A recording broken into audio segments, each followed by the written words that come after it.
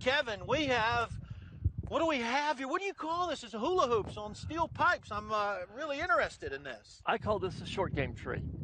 And I teach the short game trajectories because the different trajectories cause the ball to roll different distances. And I want the student to know how to change their trajectory, not have one trajectory, but have 4 or 5, because as you know, playing the tour, the best players have more than one shot.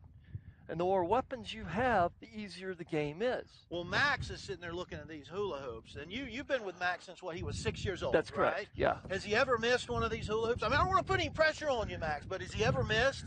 Not in a couple years, no. Well, let's get. I got to see you put it through there. Can he go through? I mean, you can't go through that green one, can you? Oh, I can see it in his eyes. He can't. Let's start easy though. Let's do one through the yellow. As we watch him go through his process here, it's all about the setup, right? It's all about the setup.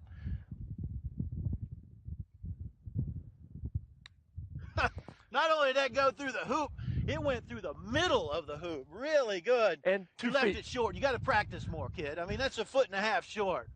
Go ahead, take your setup, Max.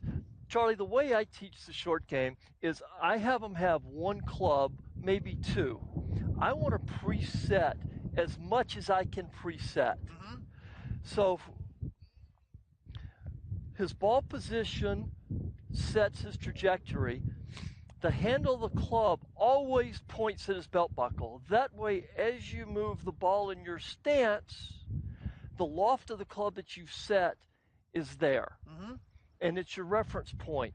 Now, to make sure that you never hit the ball fat, I want his nose over his front foot. When the nose is over the front foot, your center of gravity, your low point is forward. Now, you're not going to hit behind the ball. So in practice, all he's got to do in practice is work on the length back and length through to get the ball to roll as far as he wants to. And I'm assuming that this makes practice a lot more fun for him as well, the visualization, but relating that to the technique that he needs to pull it off, putting it through the hoop. Well, it does. The first time I pulled this out, I had 2 tour players in, and we were going to go to lunch.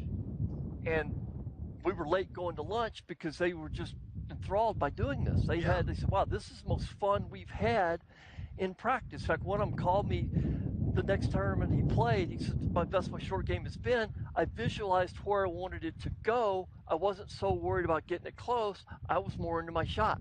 Okay, let's have some fun with this. Max, blue hoop, and Kevin, you walk me through what he's doing now to get ready to put that ball through the blue hoop. What he's doing is he's looking at his trajectory that he's going to hit. He's setting up with his club, setting the loft that he wants. Now, the handle's sitting back, his nose is forward, and now he's visualizing how much swing he's going to make to fly the ball where he needs to.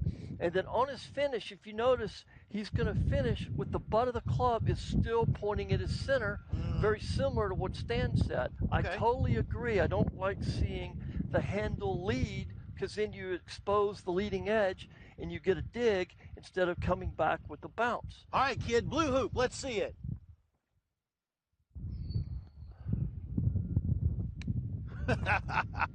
I mean, just absolutely perfect. I got it. I'm looking at that green one up top. That is green. I'm like Mr. Nicholas. I'm a little colorblind. I'm looking at that green one, and I got to see your golf ball go through that. And you don't look nervous to me because you've got some technique that you really trust. I can see it in his eyes. Yeah, he's not worried at all. Okay.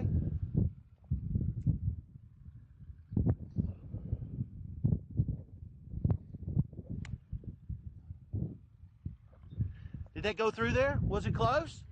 It did go through? And if you notice, there's no divot.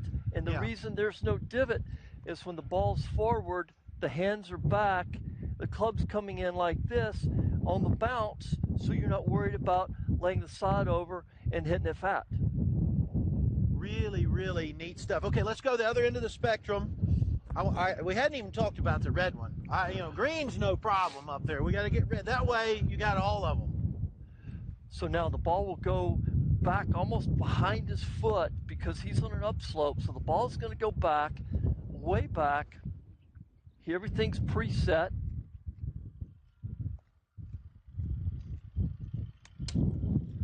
still giving you credit though, because it did go through the hoop. I got to jump in here. Let me.